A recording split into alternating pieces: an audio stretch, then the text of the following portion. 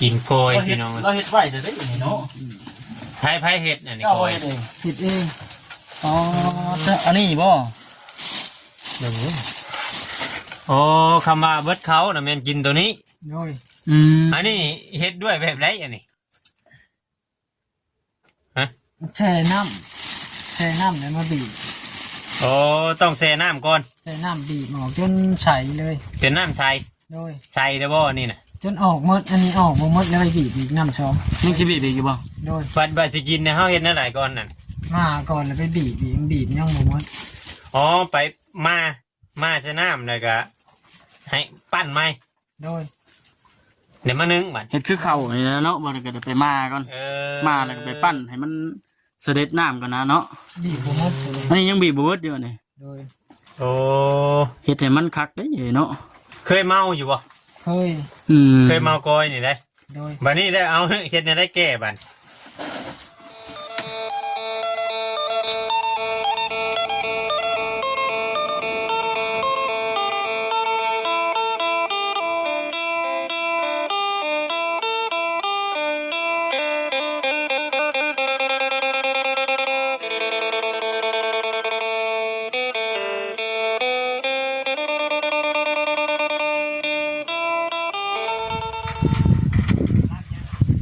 ลมพัดดีอยู่พี่น้องเนาะ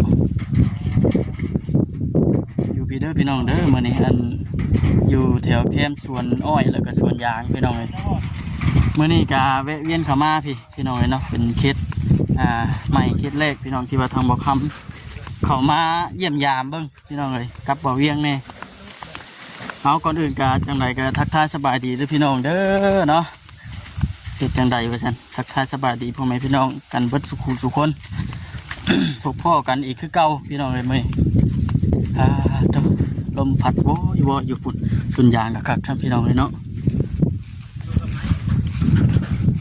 นี่เรามาใส่อยู่ผู้เดียวบอกพี่น้องเลยเนาะยังไม่ทันได้หู้รายละเอียดหรอกได้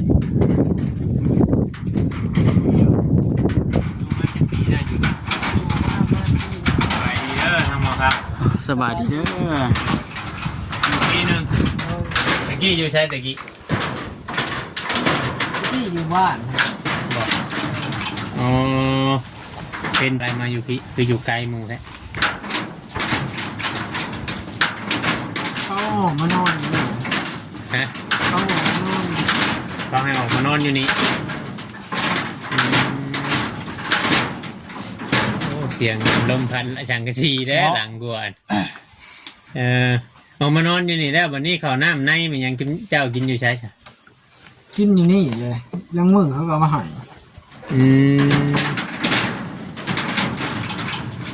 น้องบอกคนนะเพื่อนโอ้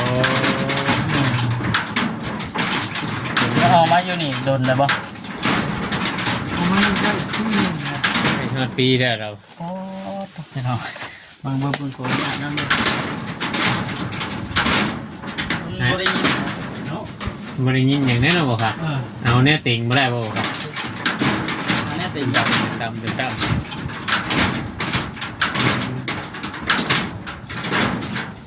มีน้องอยู่บ่อยู่บ้านมีน้องคนหนึ่งมีน้อง2 คนมีน้อง2 คนอ๋อมีน้อง2 คนวันนี้เขาเจ้าเอาเจ้าออกมาไว้อยู่นี้โดยเผาสวนอ้อยเขาบ่คือวันนี้ไรบ่ได้เผาตั้งมาอยู่ชื่อนี้โดยอ๋อบ่ได้มีให้มีหน้าเฮ็ดบ่ได้มีบ่มีวันนี้อันนี้ในเครื่องของที่ขังนี้พอเห็นในคลิปนั่นคือว่าบ่ได้เห็นเป็นชื่อมาให้ไหมบอกกำไพซื้อมาให้ชาวเพจบอกกำไพอยู่เลยบอกกำไพบอกนี่บ่โดยซื้อมาให้ไหมปกติแต่กี้เครื่องของบ่ได้มีหลายคนนี้เนาะเป็นซื้อมาให้เขามาให้ไหมพี่น้องคือมาพอได้กินได้อยู่พี่ซีเมนต์บ่ได้เนาะเป็นน้ำเป็นไรนี่เนาะโดย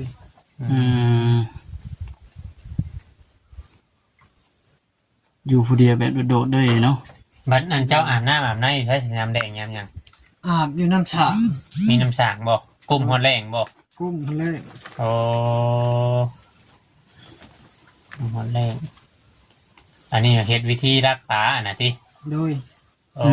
แล้วมาเบิ่งเนี่ย เอามาเบิ่งอยู่หามันใช่แบบไดนะ คือแบบเบิ่งที่คืออันเหี่ยวดักนกขุมแท้ แม่นคอยคิดว่า เนาะ เนี่ยรักลุงกลุ่มคนนั้นมันไก่อยู่เจ้าอยู่ป่าอ้อยเออ มันดักได้เนี่ยสาธิตเบิ่งเนาะ เนี่ยไร ที่ไปได้ เครียดโก้กันคักแท้น แล้วก็ไล่ใช่ป่ะ ชักไว้ ชักไว้ก็ไล่ บ่ใส่ไว้เลย ตั้งไว้เลย โดย โอ้ปลายังถือปลาโคบ่ ปลาขาวถือมัดเลย เนาะ เอา หา เลย ชักไว้เลยแถวห้อง อ๋อเห็นต้องเบิ่งเด้อบ่คำเจ้าว่าอยู่หนองหน้าเฮาก็เจ้าว่าถือไปจักกัน ในเบิ่งทับอิดคิดว่าเหี่ยวใส่นกขุมสุดอก คอยก็คือกัน อยู่แถวปลาอ้อยปลามัน เจ้าเอามาจะใช้สามตัวมองนี่ ตัวอะไร อันนี้ยางเขาเจ้าเอามาให้บ่ บ่หาเก็บเอา หาเก็บเอา โดย เออให้เก็บเอามาแหละมาประดิษฐ์เห็ดเองตัวนี้เนาะเจ้าเคยเห็นเขาเจ้าเห็ดบ่เห็ดแบบนี้นะคือว่าเจ้าออกไอเดียเองเจ้า เฮ็ดเอง เห็นแล้วลองใส่แล้วบ่เนี่ยซั่น โดย ต้องใช้แต่มันได้ผลมันถึก มันถือ เออมันก็คล้ายๆแบบเดียวกับห่อใส่เพชรนะนี่เนาะ ไม่นั่นน่ะ แต่ว่ามันบ่มีเหงื่อซื่อๆตัวนี้เนาะ โดย มันมีแต่ว่าไปกั้นไว้แต่มันเข้ามาติด เออ สร้างเฮ็ดนอนแล้วก็ได้เนาะ คือว่าอันเห็นในคลิปคือว่าเพิ่นสิชื่อดินชื่อโดนให้บ่ เห็นในคลิปเห็นเขาว่าซื้อดินให้เขากำลังหาให้ อืม คือว่าอันชื่อเนี่ยสมมติว่าอยู่ในบ้านนะยังเพิ่งก็เจ้าก็อยู่ได้หรือว่า สมมุติเขาซื้อแล้วนี่ โดย เขาให้ไปอยู่ก็ไปอยู่เลย โดย คำว่าเขาชื่อให้นะเนาะชื่อให้ไปอยู่แล้วก็ไปอยู่เลยเนาะ โดย จะประกลับมาแล้วอยู่นี่อันนี้บริเวณของเอื้อยของน้องบอกคือว่าในไร โดยไปอยู่แล้วก็บริกรับมาแล้ว บ่ได้อันเทียงนี่ของเอื้อยของน้องบอกของญาติพี่น้องบอก บ่จากเจ้าของผู้ใด เจ้าของไผ โอ้โหชำนาญว่าได้ก็ได้เนาะ อ๋อมาอยู่เชื่อ มาอยู่ซื่อ อยู่เป็นปียังไม่ทันได้ฮู้ชำว่ากองไผนี่ บ่จากจะใครเป็นเจ้าของ เอาบัดเวลาเพิ่นมาแต่น้อยแต่หยังได้ซะตะกี้มันยังบ่ได้มีชวนน้อยบ่เจ้ามาอยู่นี่ ตะกี้เนาะ แม่น ตอนมาอยู่บ่เห็นอ้อยเด้บ่เห็นแต่เขาจะยังบ่ได้ไถเลย ยังไม่ทันได้ไทยครับ โอ้เมื่อตอนที่เขามาไทยนี่เขาไม่ได้ท่วงบ่เจ้ามานอนอยู่พระเจ้าบ่ได้ถามบ่ คนมานะเพื่อนเขายังบ่ได้ท่วงคนเพื่อนพามา คนอยู่ในเฮือนพามา เหนื่อยเลย ตะกี้คือสีเป็นเติร์ดอยู่ได้เบิ่ เป็ ง น เนาะ ได้คอยเบิ่งในคลิป พยพยางกันหาก็ใส่ไม้ๆนี่เบิ่งนี่คือ ใช่ใหม่ๆที่มีเป็นตัวนั่นเนาะเป็นอย่างเก่าเนาะ ตัวนั้นกับตัวขาวนี่บ่ เจ้าใต้ไพ่ยังแต่ตอนคืนน่ะไฟโคมบ่ ใต้โคมก็ใต้อยู่มือก็ใต้มือก็บ่ใต้ โอ้ มีโคมหัวเดียวนี่ เขาน้ำช่ำปลาเจ้ากินอยู่ใช่คือว่าเดียงของหมาคนเนี่ย กินอยู่นี่เลยกินอยู่นี่คนเพื่อนน่ะมาให้ โอ้ห่างบ่ได้ไปบ่ไปหาย่างโลตามทางตามยังบ่ได้ไปบ่ บ่ เห็นว่าหาโลตามทางคือว่าสิงว่าอย่างนี้บ่ได้ไปเนาะ ใช่เข่าตอนนี้ยังอยู่ใช่ไหม ฮะ เข่าตอนนี้ เขายังอยู่ กระชานบ่ โดย กลางคืนกับกลางอยุ่งมุมอยู่เนาะกลางบ่ กลางก็คือ คืนกับกลางพี่น้องแต่ว่าบ่ง่ายๆว่าโทรบ่ได้ค่อยไปใช้มีแต่ว่าอยู่นี้ โดย ฮู้จักกับเพิ่นอยู่ว่าบ่น้อยที่ว่าเพิ่นพาเขามาฮู้บ่ ยังบ่ฮู้จักเด้ฮู้บ่ฮู้จักเห็นแต่เขามาถ่ายนั่นล่ะอันนี้บ่จักกัน อ๋อเอาว่าอยู่คนบ้านเดียวกันหมชงขี้ฮู้แต่ บ่ฮู้ แล้วมาอยู่ใหม่บ่ ข่อยก็บ่จัก น่ากับผู้ใช่ไหมเนาะเบิ่ง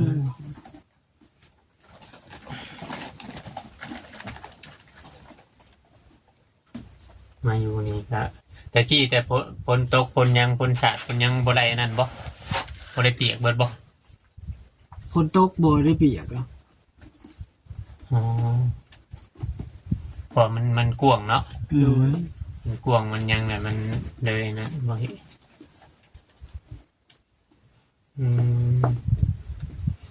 คือเห็นบาขัวไข่หน่วยเดียวใส่น้ำเครื่องหมอเหมือน โดย เห็นในคลิปเราเห็นบาคุณไพ อ๋อ เคยกินแบบสั้นบอก เคยกินแบบชั้น มีแต่ขวดใช้น้ำบอก ขวดใส่น้ำมันบ่มีน้ำมันเลยขวดใส่น้ เกลือปลาเด็กไปนัวกับมีอยู่นะ ำมีอยู่ โอ้เกี่ยวแกงเห็ดเกลือนบ่ยิ้มอีกนะ โดย อันนั้นใส่แต่เกลือกับน้ำได้นะพริก บานี่อันพ่อแม่ได้ใช้ พ่อแม่จัน บ่บ่มีเด้ บริมีพ่อมีแม่บอก มีแต่พอผู้เดียวเลยมีเมเลี้ยงผู้เดียวบ่ได้แท้บ่มีตายเลย โอ้ตอนนี้น่ะมันยังเดือแต่พ่อ โดย แม่เชียร์แล้วเนาะ โดย บัดน้องนี่น้องกับแม่เก่าบอกคือกับแม่ใหม่ น้องก็ใหม่ๆ โอ้อืมวันนี้เราอยู่นำกันนั่นแหละมันยุ่งยากเลยเพิ่นได้เอาออกมาไว้นี้ โดย มีแต่ว่ายังโชค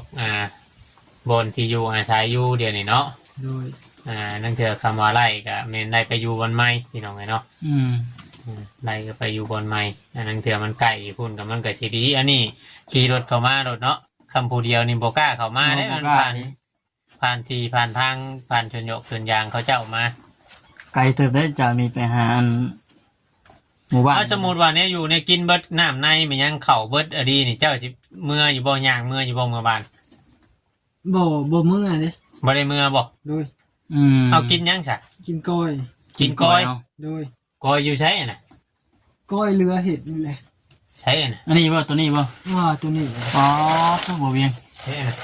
เพิ่งยุ่งบ่ครับเอาลงมาเบิ่งอยู่ ขออนุญาตได้อเด้อ โดย เออกินก้อย เราเฮ็ พี่ ด น้อง เราเฮ็ดไว้เด้ออยู่นี่เนาะ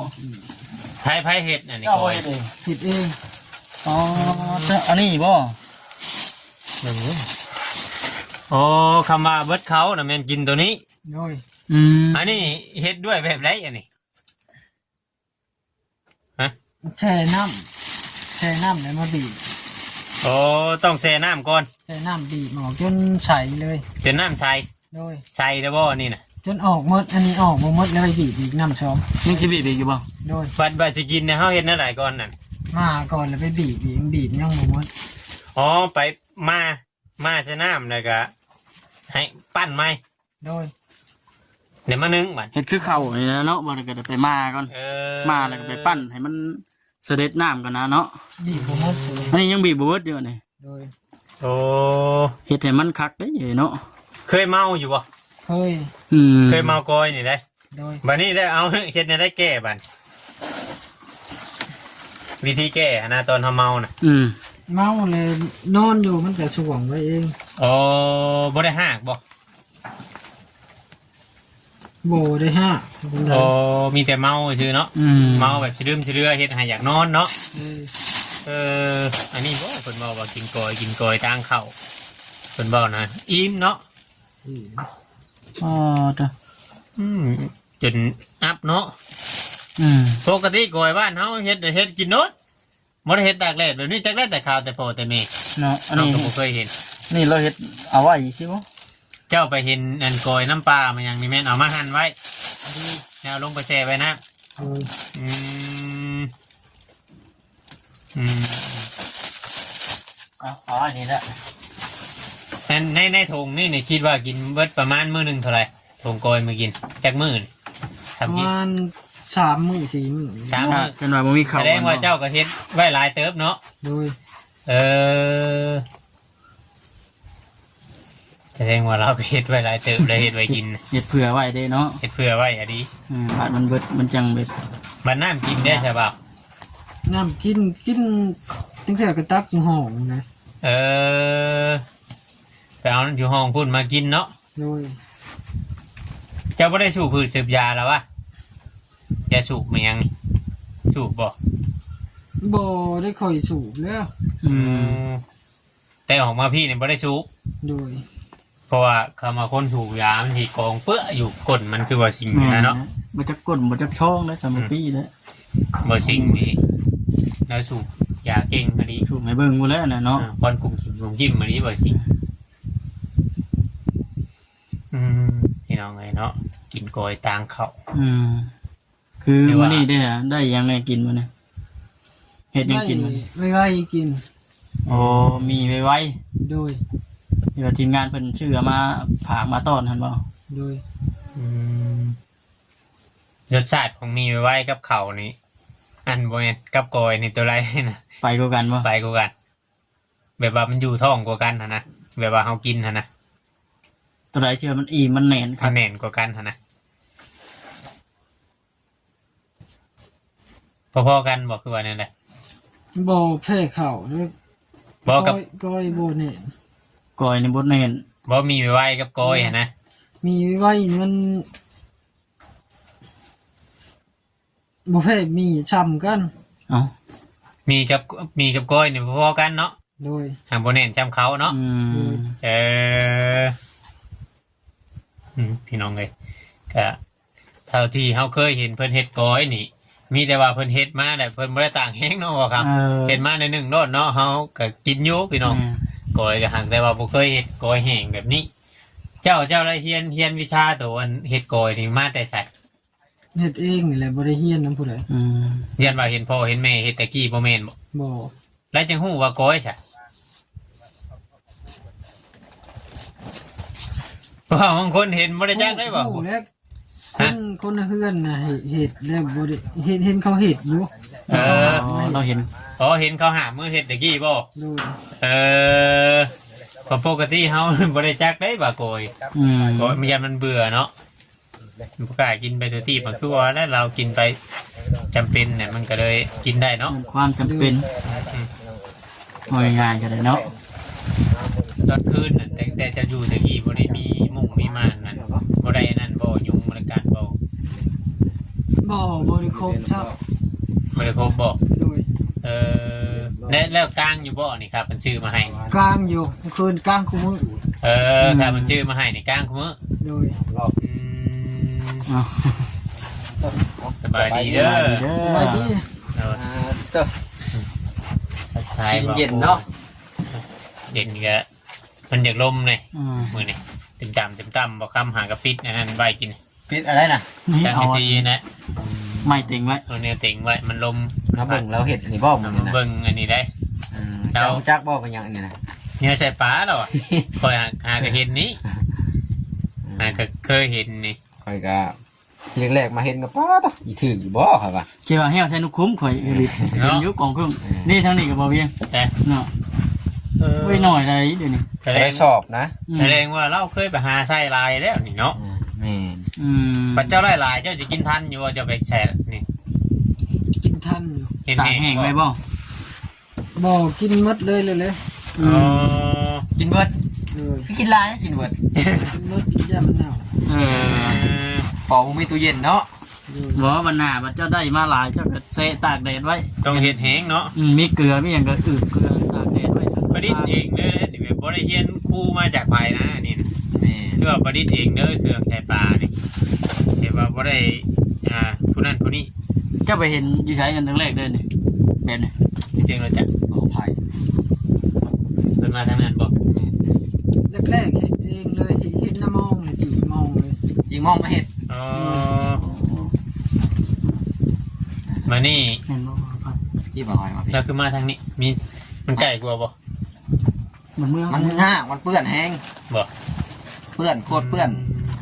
แต่กับเมื่อได้ มันเมื่อ มือพี่เลยมาจากผ่านอัน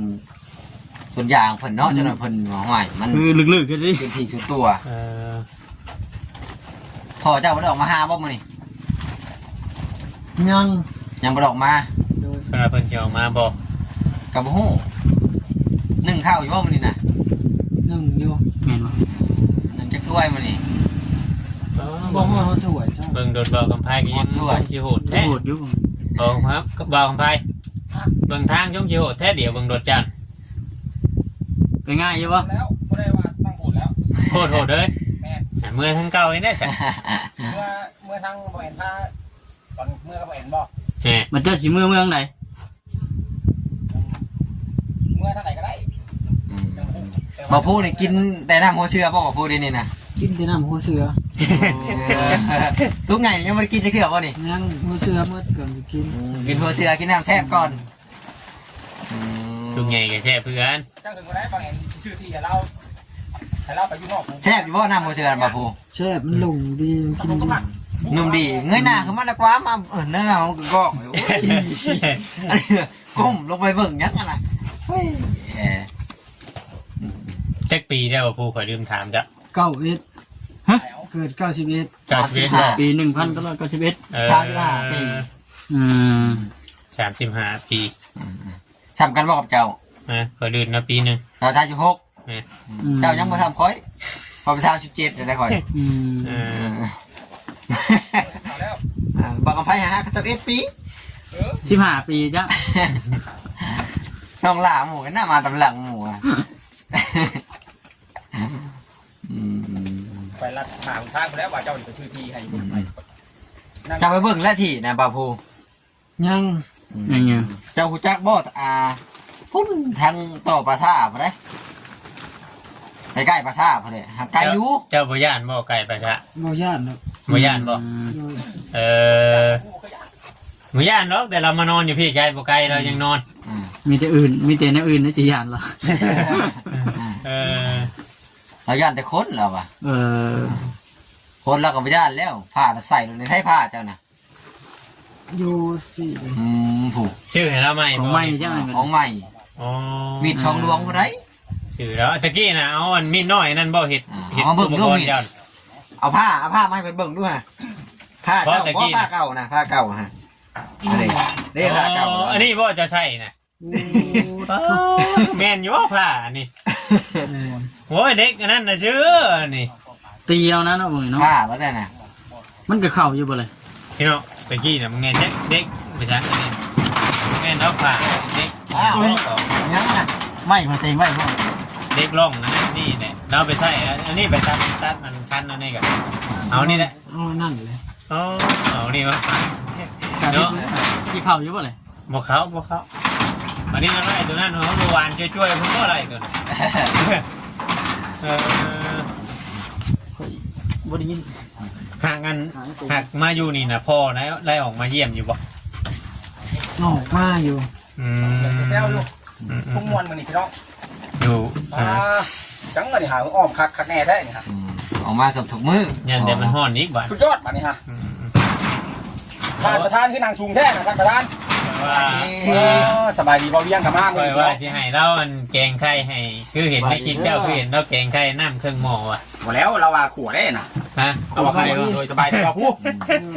ไม่ พี่น้องเลย แต่มวนแท้มือนี่ฮะหลายคนมาเนี่ย เป็นอะไรความรู้สึกหลังจากที่ว่าคนนั้นยูทูบเบอร์เข้ามาถ่ายมายังแต่มีคนเข้ามาหาในความรู้สึกจะเป็นแบบไรบ้างปุ๊ ตื่นเต้นอยู่บ่ติดีใจอยู่บ่ เป็นนั่นอยู่แล้วซื่อ ยืดซื่อๆอยู่บ่ บริดีใจดีจะดีฮะ ยังเคยไม่พูโอ้ตกมาใส่หัวกันโอ้ยบอกผู้ปล่อยของในวัน